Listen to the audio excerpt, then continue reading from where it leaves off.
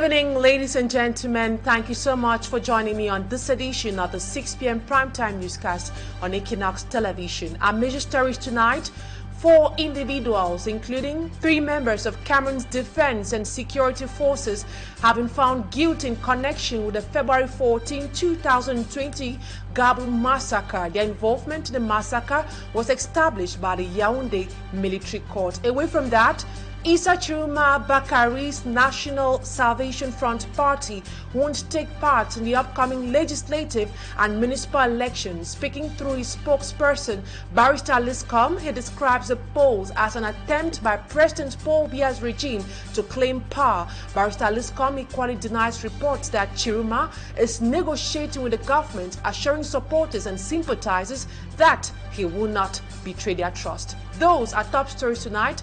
Good evening, ladies and gentlemen. Thank you so much for choosing Equinoxe Television.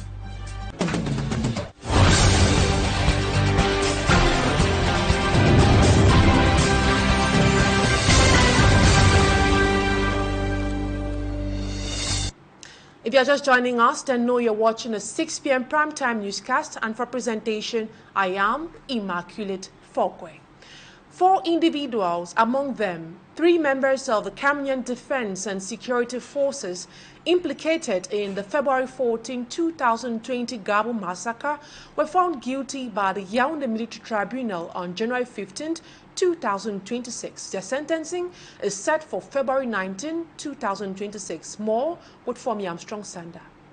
The Gabu massacre occurred on February 14, 2020, when government forces and allied Fulani militia entered the village in Cameroon's northwest region, killing civilians, burning homes, and looting property.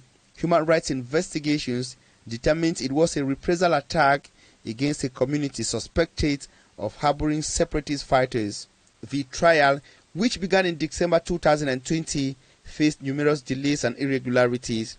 The court will determine prison terms for the convicted individuals on February 19, 2026. However, 17 other ethnic Fulani vigilante group members charged in connection with the massacre remain at large, and senior military commanders and officials with potential command responsibility have not been investigated or charged. The Anglophone crisis, which began in 2016, has displaced nearly 600,000 people within Cameroon and forced over 77,000 others to become refugees in the neighboring Federal Republic of Nigeria. Both state security forces and armed separatist group members have committed serious human rights violations with widespread impunity. The verdict is seen as a moment of recognition for victim families, though full justice is yet to be achieved. And amid the ongoing armed conflict and insecurity in Cameroon's northwest region, the sons and daughters of Gwen are stepping up efforts to revive quality education with practical approaches while celebrating outstanding students of their land. During their meeting in Tico, they reaffirmed their commitment to community development, as Rex Afon tells us. The sons and daughters of Gwen in the northwest region, conscious of the need for quality education, which has been greatly affected by the armed conflict in the past years, have chosen not only to advocate for it, but also to promote the hands-on method. The Gwen Vocational Training Center, the NCDE Vocational Training Center, is located at Ko.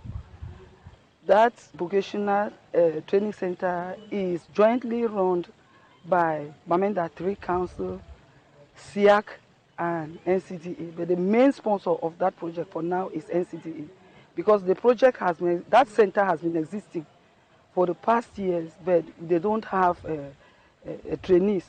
So we have come up with an idea where we are sensitizing the villagers to try to send their children, and even adults, why not, to the center. And we do pay facilitators. We provide the facilities that are needed for the center to go on. Development, they say, is more durable and sustainable when it is done through education. We think as Gwen people, we need to instill the spirit of development. And it's not just about doing things like building halls, building the palace. We think that when you develop a person, by encouraging those who are going to school, they'll stand a better chance to transform the society tomorrow. For some distinct students who have been rewarded for their strides, it is a motivation for them to work even harder. This is very beneficial for me because I am a university student and I will use this money to better my life and my studies, like getting resources, laptops and other facilities to help my education. Honestly, I'm just happy that my talents were recognized, my efforts were recognized, and it means so much. It means so much to me. During a meeting in Tico, which brought together sons and daughters from Gwen, from across Cameroon, they renewed their resolve to continue working for the interest of their community, despite the difficulties caused by insecurity. And now we talk something else. The Cameroon National Salvation Front Party, led by Issa Chuma Bakari, has announced it won't participate in the upcoming municipal and legislative elections. The spokesperson of Issa Chuma Bakari, Barrister Lescom, condemned other parties that will take part in the elections, calling it a betrayal to Cameroonians. Law Magneru has more. While political parties in Cameroon are cutting their teeth and dotting their I's in preparation of the upcoming municipal and legislative elections in Cameroon, the Cameroon Salvation Front of Issa Chuma Bakari, through his spokesperson, Barrister Lescom, says the party won't be participating in this election. This election was organized by one of the candidates, who is the one who stole the results, because the result was against him. The result was meaning a total reject of what Mr. Biya has done up to now in our country. And it was very clear that this change wanted by the people have been effective on that day. But because of fraud, because of the dictatorship of Mr. Biya, he thinks that Cameroon belongs to him. He thinks that he was born to govern, but not in democracy. It is in a press release that this declaration was made. Cameroon National Salvation Front will not participate to the municipal and legislative election. Any political party that will participate to this election cautions the act of fraud and automatically an accomplice of this act. Cameroonians voted for a deep institutional reform, which is part of the priority of Cameroonians for this mandate, and that is what they will obtain. In compliment of this release, she adds, Mr. Biya is not above the people, okay? So Cameroon must not be a country where democracy doesn't mean the same thing that everywhere in the world. We cannot accept that. Democracy must see, the same comprehension of democracy in Cameroon must be exactly what it is everywhere in the world.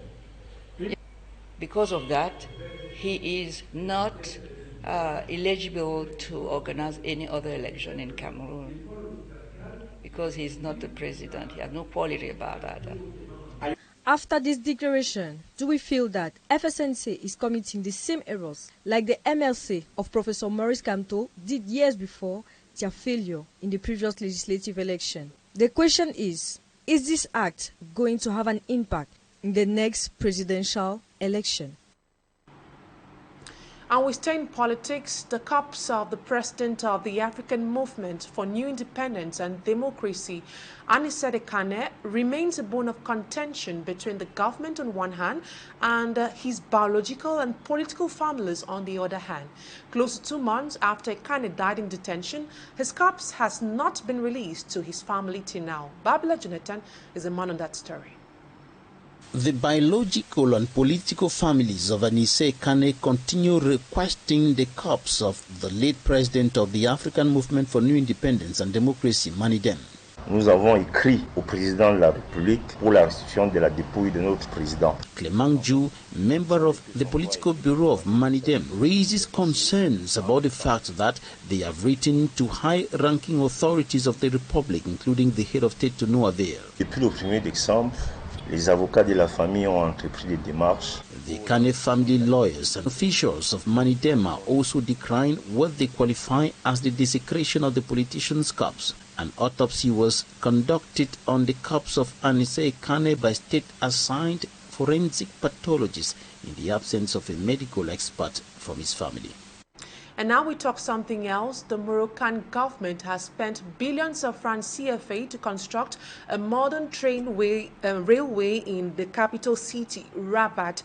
And the train stations had a record time in their construction and have helped reduce stress on the transport sector in the country. The report coming up next, our reporter who is on special assignment in Morocco, Smajikan Gabriel, will tell us how this railway functions in that part of the country. His report. Take some meters away from the Prince Moulay Abdallah Sports Complex Stadium is the railway station of Riyadh, Rabat, an ultramodern infrastructure that, thanks to all the services it offers, meets international standards. Inside, to go from one level to another, users have the choice using ordinary staircase, rolling stairs, or elevators at the entrance. The ticket system is automated and are registered on screens installed everywhere in the station. This railway station remains clean thanks to the cleaning services that is permanently active. With a capacity of 12 million passengers per year, the Riyadh station has been able to provide, thanks to its tram service, connections to other neighborhoods in the city, but also to neighboring cities such as Saleh. Trains also depart from Casablanca.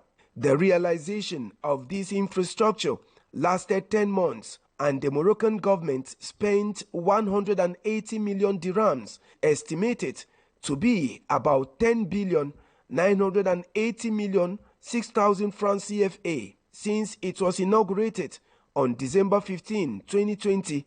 The railway station of Riyadh has reinforced the transport in the capital of Morocco, Rabat, because since 2018, the railway station of Rabat Agadal has been operational, a real architectural masterpiece built in 30 months, which can accommodate up to 30 million passengers per year. Its construction cost 550 million dirham, which is equivalent to 34 million francs. These two rail stations allow mobility and connectivity not only between the Rabat neighborhood, but also between some cities such as Casablanca, Marrakech, Tangier, Fez, and Menes.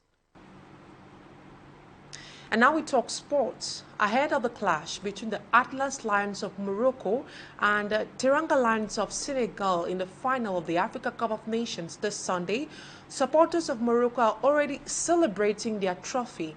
The Atlas Lions of Morocco say they are ready to break their 50-year trophy drought with their golden generation of players. Our reporter Smaji Kangiri once more caught up with some supporters and put together the following report. Even before the final game of the AFCON this Sunday, supporters of the Atlas Lions of Morocco are already celebrating their win before the final game.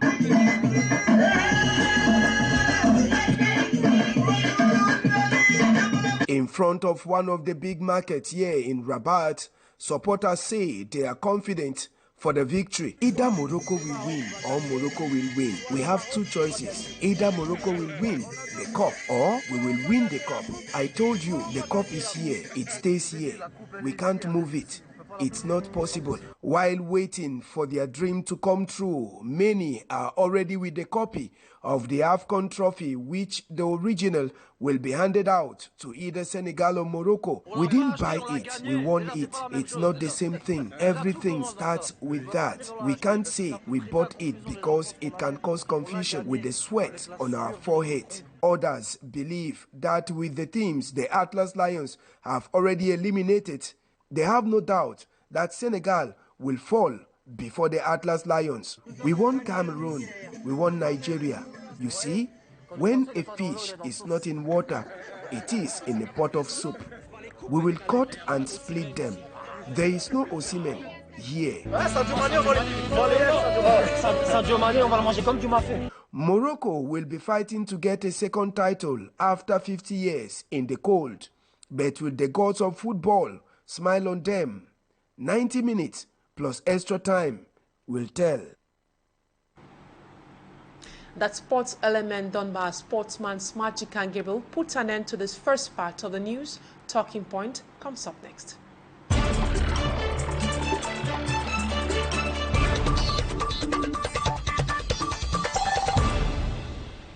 My guest tonight is a journalist. He goes by the name TASHEY Jato Richard. Good evening. It's a pleasure to have you on Talking Point tonight. You are from the Wibum community. It is found in the Dungamantum division of the Northwest region. The same division that's part of this division, precisely in Du subdivision, got attacked by some unknown armed men.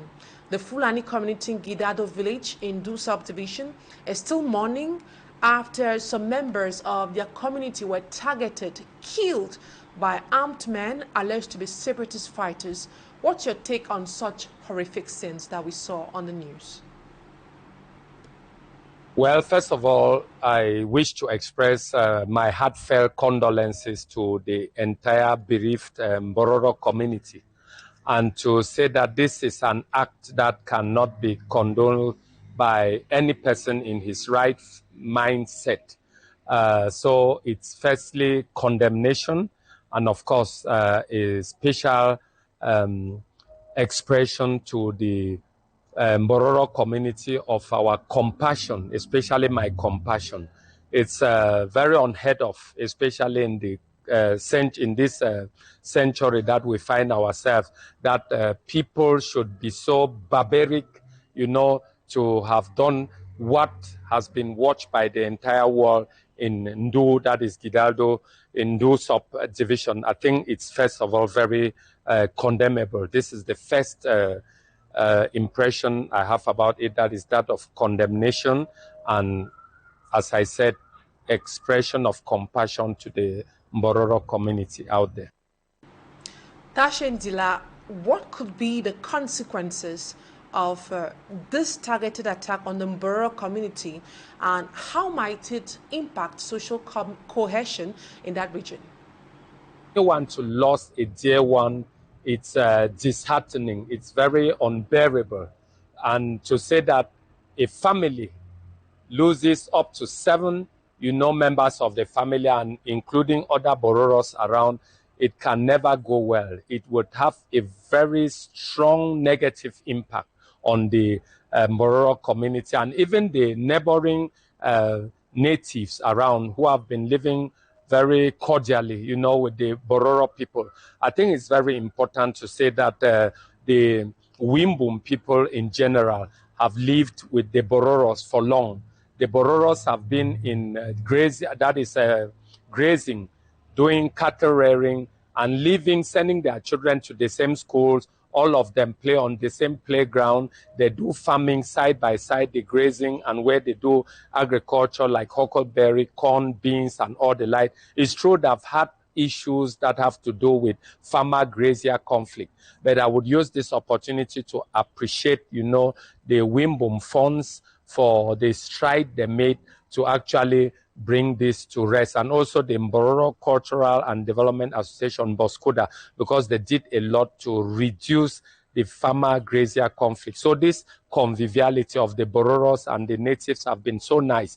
This happening, this macabre that took place out there would greatly, have an impact on the cohesion that has existed, because the Bororos would feel very threatened, and on the other hand, the natives who are purported, to have been, those who are purported to have carried out this macabre, whether they come from where, they would also know that there could be, a retaliation. That would be the fear, which is something that we pray that should not take place.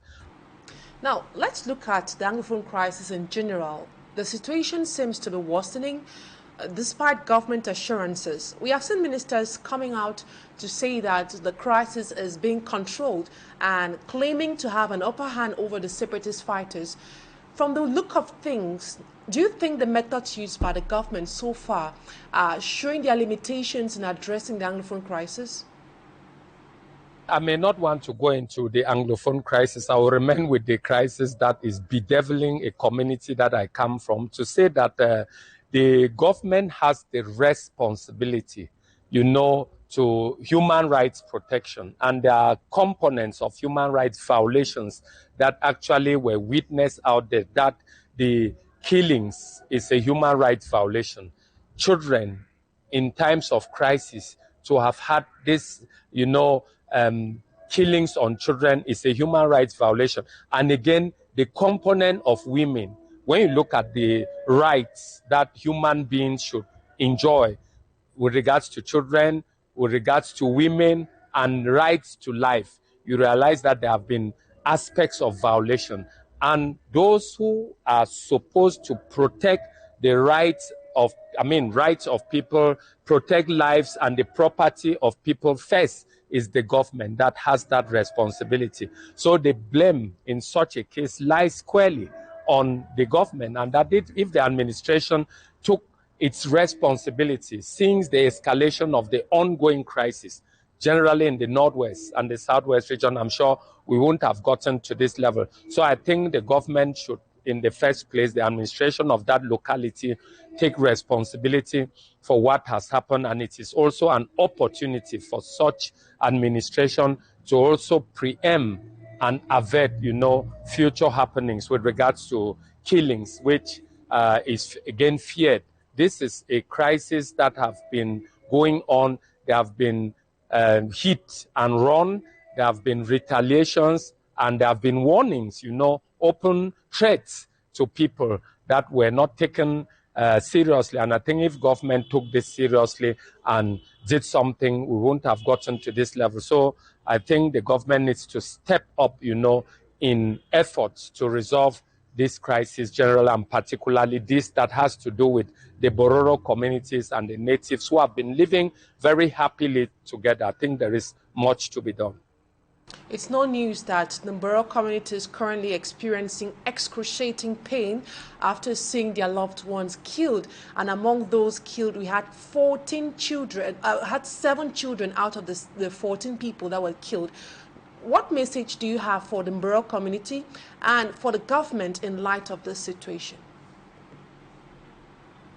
To the Bororo community, as I said, I would first of all like to express my sympathy to them, and also maybe just apologize very deeply to them that such a thing happened, because we have to say sorry to the Bororo community, whether who, every other person have to say sorry to them. We may not be the persons who perpetrated the act, but I'm not sure that those who perpetrated the act would want to come and say sorry to them. So we use this opportunity to express our sympathy to them and to call on them, to actually forgive. The Bororos are very nice people. They live very happily with people. They don't look for trouble. They are a people who love friends. They like where there is peace. They have never loved conflict. They always just want to be very comfortable when they are, when they are provoked. They are people who are always very peaceful. It's true that they've had a lot of problems with people because of the cattle that go into, farms and destroy crops of people. But these are the cattle, and this most often exposes them as very bad people. They are not. You just need to understand them and live together with them. So I'll use this opportunity to tell the Bororos that they should just take heart, they should just forgive. And sometimes things like this happen because Allah, God Almighty, has permitted that it should happen. They should continuously be peaceful. They should be peaceful and be more vigilant and think much more about those who are living and look up to a future that would be more secure, mindful of the fact that this has created a lot of alert. By government is alert, the community is all alert. I really want to pray and think that such a thing would not happen again. And my condolences once again to the Bororo community. Indeed, we are all praying that such a tragic incident doesn't repeat itself. Now, given the traumatic impact of witnessing the killing of family members, what kind of psychological and, let's say, medical support should be provided to the 10 injured survivors, including children, to help them cope with their trauma and why not rebuild their lives? What kind of support do you think they need at this point in time? We cannot even ask them to take care of their bills. We cannot ask them to take care of their treatment. It's very difficult to say that they can just go without this trauma, because most of them have lost very dear ones.